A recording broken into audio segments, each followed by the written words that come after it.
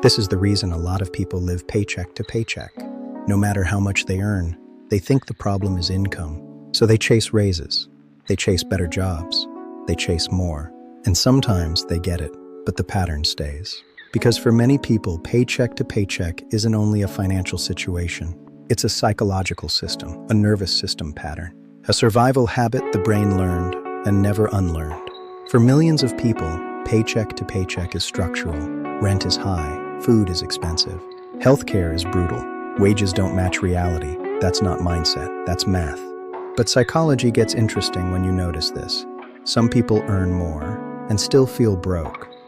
Some people get a raise and still end up back at zero. So what's happening? The first big reason is something psychologists would call scarcity mode. It's when your brain becomes obsessed with what's urgent. Focus narrows. It starts running life like an emergency room. What do I need to fix right now? And in that state, saving doesn't feel important. Saving feels irrelevant. Because your brain is not living in the future. It's trying to survive the present. That's why some people don't feel safe even with a higher income. Safety isn't a number. It comes from the nervous system. A system trained by scarcity doesn't trust stability. Which leads to the next reason. Money becomes emotional regulation. Stress seeks relief. Not next week. Now. So you spend on small comforts, food delivery, online shopping. To an outsider, it looks like bad decisions. But psychologically, it's self-soothing. The spending isn't random. It's the brain trying to lower stress. And it works, briefly. Then guilt hits. Then anxiety returns. Then you need another hit of relief. The cycle can keep someone paycheck to paycheck even with good income. It's about mood. Now let's talk about a major reason the cycle gets worse. Lifestyle creep.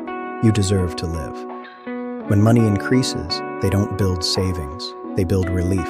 They upgrade the car. Savings stays invisible because savings doesn't give you a dopamine hit today. Savings only protects tomorrow. And that brings us to future self-disconnect. People don't feel emotionally connected to their future self. They don't know that person. Saving feels like giving money away to a stranger. Stay tuned for the second half. Now let's talk about another big driver. Avoidance.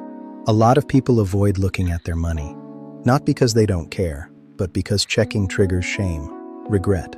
That feeling of, I should be further ahead. So they don't check. They don't track. They spend based on urgency. And when you don't track money, it disappears. Avoidance creates fog. And fog keeps you stuck. Now here's the deeper truth. Some people return to this life because it's familiar. Even if they hate it, even if it stresses them. Because the nervous system seeks familiarity. If you grew up watching bills cause fights, watching stability vanish, your body learns this is normal. So when stability begins to form, it can feel unfamiliar, and unfamiliar can feel unsafe. And when stability feels unsafe, people sabotage it, not consciously, but through patterns, overspending, not planning, turning small issues into emergencies. Because emergencies are familiar, which leads to another big driver, identity. Some people don't just live this life, they become it. They start telling themselves, I'm not good with money. Money never stays with me. And here's the scary part. Your brain will protect your identity, even if it hurts you. Identity feels stable. So if your identity is always barely making it, you'll unconsciously recreate that reality, even after raises. Then there's social pressure. People spend to look okay, not rich, just okay. They don't want to be the friend who can't go out. They don't want to say, I can't afford it. So they swipe. They keep up. Because the brain values belonging more than safety. Now, what do you do if you recognize yourself in this? You don't start with shame. Shame creates avoidance. You start with a better question. What emotion is my spending serving? Relief? Escape? Belonging?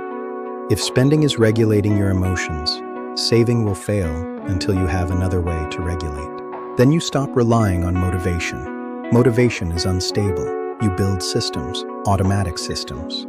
The simplest system is this. Save first, automatically, not what's left, because what's left is nothing. The amount matters less than the message it sends. I can create safety. I can delay relief. I can trust myself. And that trust is what breaks the cycle. The goal isn't just more money. It's building tolerance for stability.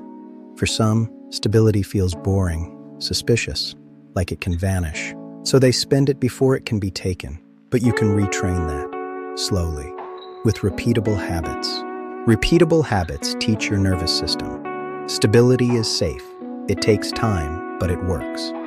Thank you for watching this deep dive into the psychology of money. Remember, you are not your pattern. Subscribe to understand the mind, change the behavior, and protect your future self.